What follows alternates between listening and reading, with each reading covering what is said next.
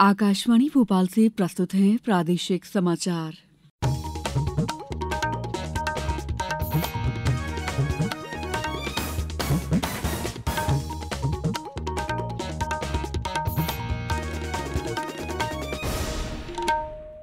नमस्कार, समाचारों के साथ मैं दीपा सिंह। सबसे पहले मुख्य समाचार।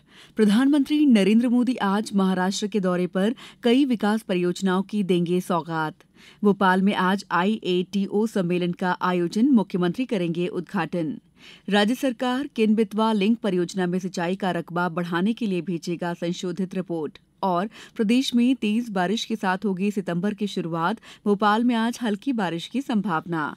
अब समाचार विस्तार से।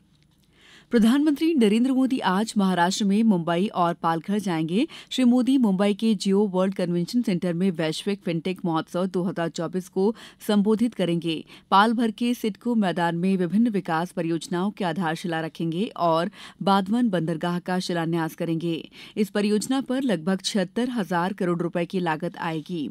प्रधानमंत्री लगभग 1,560 करोड़ रुपए की 218 मत्स्य पालन परियोजनाओं का उद्घाटन और शिलान्यास भी करेंगे। इससे 5 लाख से अधिक रोजगार के अवसर सृजित होने की उम्मीद है। श्री मोदी करीब 360 करोड़ रुपए की लागत से national roll out of vessel communication and support system का भी शुभारंभ करेंगे।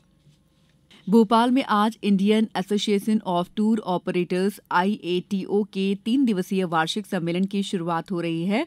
रिसर्जेंट इंडिया इनबाउंड थीम पर हो रहे सम्मेलन की शुरुआत मुख्यमंत्री डॉक्टर मोहन यादव करेंगे।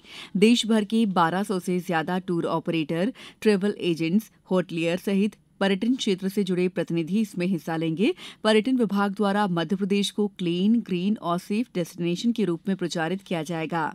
मध्य प्रदेश पर्यटन विकास निगम के प्रबंध संचालक डॉक्टर इलैया राजा टी ने बताया कि शुभारंभ समारोह में केंद्रीय पर्यटन एवं संस्कृति मंत्री गजेंद्र सिंह शेखावत उपस्थित रहेंगे। उन्होंने कहा कि इस आयोजन से प्रदेश में विदेशी पर्यटकों की संख्या में वृद्धि होगी। हिंदुस्तान का दिल मध्य प्रदेश में मध्य प्रदेश टूरिज्म और आयाटा के माध्यम से 39th आयाटा का convention city of lakes Bhopal में आयोजित हो रही है। इस आयोजन में माननीय मुख्यमंत्री महोदय और हमारी सेंट्रल टूरिज्म मिनिस्टर, हमारी स्टेट की टूरिज्म मिनिस्टर और आयाटा के सारे मेंबर्स, टूरिज्म के सारे स्टेक होल्डर्स उपस्थित रखेंगे। ये हमारे लिए बहुत अच्छा अपॉर्चुनिटी है मध्य प्रदेश को इनबाउंड टूरिस्ट के लिए, विदेशी पर्यटकों के लिए शोकास करने के लिए। सिंस आयाटा की travel agents, tour operators inbound tourist से कनेक्टेड रहते हैं, पूरी मध्य प्रदेश को आइटिनरीज बनाने में, एक्सपीरियंसेस को इंटरनेशनल टूरिस्ट तक पहुंचाने में इस इवेंट बहुत बड़ा रोल प्ले करेगा। एवरी टाइम जब भी आयोटा कन्वेंशन हुआ है 15 to 20% विदेशी पर्यटकों की संख्या में वृद्धि हुई है।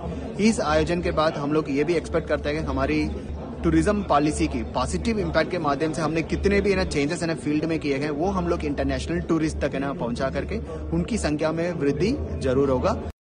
मुख्यमंत्री डॉक्टर मोहन यादव नई दिल्ली के मध्य प्रदेश भवन में आज से 2 सितंबर तक होने वाले मध्य प्रदेश उत्सव का शुभारंभ करेंगे। मुख्यमंत्री ने कहा है कि इस उत्सव में प्रदेश की समृद्ध कला, पर्यटन, संस्कृति विरासत, जन कल्याणकारी योजनाओं और उपलब्धियों का वृहद प्रदर्शन होगा।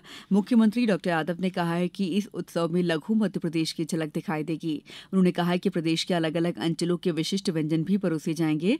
उत्सव में हथकरघा, हस्तशिल्प, ODOP उत्पाद, GI उत्पाद, मध्य प्रदेश की सांस्कृतिक विरासत और शासन की उपलब्धियों पर केंद्रित प्रदर्शनियां लगाई जाएंगी। 4 दिवसीय मध्य प्रदेश उत्सव में प्रतिदिन सांस्कृतिक संध्या का आयोजन किया जाएगा। उत्सव के पहले दिन संगीत नाटक अकादमी पुरस्कार से सम्मानित सुश्री कलापिनी कोमकली द्वारा शासकीय गायन का प्रस्तुतिकरण किया जाएगा। पंडित कुंजीलाल दुबे राष्ट्रीय संसदीय पीठ द्वारा आज प्रदेश की शिक्षण संस्थाओं में युवा संसद प्रतियोगिता का आयोजन किया जाएगा। इसमें विश्वविद्यालय, महाविद्यालय और विद्यालयों के छात्र शामिल होंगे। कार्यक्रम कुलगुरु LNCT विश्वविद्यालय भोपाल में होगा। समाचारों में वक्त है ब्रेक का। ये समाचार आप आकाशवाणी मध्य प्रदेश से सुन रहे हैं। हमारे समाचारों को अब आप कभी भी और कहीं भी अपनी सुविधा के अनुसार सुन सकते हैं। ये समाचार बुलेटिन YouTube, X प्लेटफॉर्म और Facebook पर AIR न्यूज भोपाल पेज पर सुने जा सकते हैं। इसके अलावा आप हमारी वेबसाइट newsonair.gov.in पर अथवा न्यूज ऑन AIR ऐप पर भी समाचार सुन सकते हैं। ब्रेक के बाद समाचारों में आपका एक बार फिर स्वागत है। मुख्यमंत्री डॉक्टर मोहन यादव ने दिल्ली में केंद्रीय जल शक्ति मंत्री सीआर पाटिल से उनके कार्यालय में भेंट कर विभिन्न मुद्दों पर चर्चा की। कल हुई इस बैठक में नदी जोड़ो परियोजनाओं, विशेषकर केन बेतवा लिंक परियोजना के संबंध में विस्तृत चर्चा हुई। मुख्यमंत्री डॉक्टर यादव के आग्रह पर केंद्रीय जल शक्ति मंत्री ने राज्य को दौधन बांध और लिंक नहर के भू अर्जन और पुनर्विस्थापन के लिए केंद्र से प्राप्त होने वाले शेष 1150 करोड़ रुपए की राशि शीघ्र जारी करवाने को आश्वस्त किया। मुख्यमंत्री डॉक्टर यादव ने अनुरोध किया है कि स्वीकृत केन बेतवा लिंक परियोजना के अंतर्गत वर्तमान में प्रावधानित दमोह पन्ना उद्वहन सिंचाई योजना से 90,100 हेक्टेयर सिंचाई के स्थान पर लगभग 2,50,000 हेक्टेयर की मध्यप्रदेश की पत्ने और ब्यारमा सिंचाई परियोजना को शामिल किया जाना उचित होगा। इस संबंध में संशोधित डीपीआर राज्य सरकार द्वारा भेजी जा रही है, जिस पर केंद्रीय मंत्री ने सकारात्मक विचार करने का आश्वासन दिया। पार्वती, काली सिंध, चंबल परियोजना और कान और गंभीर नदियों को जोड़ने की योजना पर भी विचार हुआ। केंद्र और राज्य के संगठित या असंगठित, निजी या सार्वजनिक क्षेत्र में काम कर रही महिला कर्मचारियों की यौन उत्पीड़न की शिकायत को दर्ज कराने के लिए शी बॉक्स पोर्टल बनाई गई है। कार्यस्थल पर यौन उत्पीड़न का सामना करने वाली कोई भी महिला इस पोर्टल के माध्यम से अपनी शिकायत ऑनलाइन दर्ज करा सकती है। पोर्टल के माध्यम से दर्ज की गई शिकायतें पूरी तरह से गोपनीय रखी जाती हैं। एक बार शिकायत शी बॉक्स में दर्ज होने के बाद इसे सीधे कार्रवाई करने के अधिकार क्षेत्र वाले संबंधित प्राधिकारी को भेजा जाएगा। केंद्रीय महिला बाल विकास मंत्री अन्नपूर्णा देवी ने महिला बाल विकास विभाग के नए रूप से तैयार वेबसाइट और शी बॉक्स पोर्टल का कल लोकार्पण किया। इस अवसर पर सभी राज्यों के महिला बाल विकास विभाग के अधिकारी वर्चुअली जुड़े थे। महिला बाल विकास विभाग की नई वेबसाइट www.wcd.gov.in में मिशन शक्ति, मिशन वात्सल्य आदि की लिंक भी दी गई है, जहां से इसे आसानी से एक्सेस किया जा सकता है। प्रदेश में सितंबर की शुरुआत एक बार फिर तेज बारिश से होने की संभावना है। मौसम विभाग ने बताया कि मानसून ट्रफ सिस्टम के साथ लो प्रेशर एरिया धीरे धीरे प्रदेश की ओर बढ़ रहा है, जिससे 1 सितंबर को एक बार फिर बारिश की संभावना है।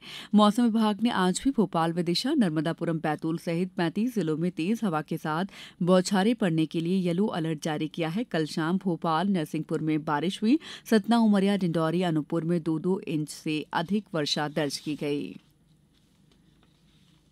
प्रदेश में संभाग स्तर पर आयोजित हो रही रीजनल इंडस्ट्रियल कॉन्क्लेव और मुंबई, बेंगलुरु तथा कोयम्बटूर में किए जा रहे रोड शो के माध्यम से अब तक कुल 1,80,000 करोड़ रुपए के निवेश प्रस्ताव मिले हैं, जिससे लगभग 1.5 लाख व्यक्तियों को रोजगार मिलेगा।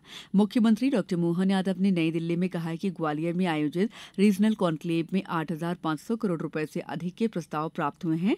अब तक उज्जैन, जबलपुर और ग्वालियर में कॉन्क्लेव हुए हैं। सागर, रीवा और भोपाल में रीजनल कॉन्क्लेव और इसके बाद ग्लोबल समिट आयोजित की जाएगी। अब कुछ समाचार संक्षेप में।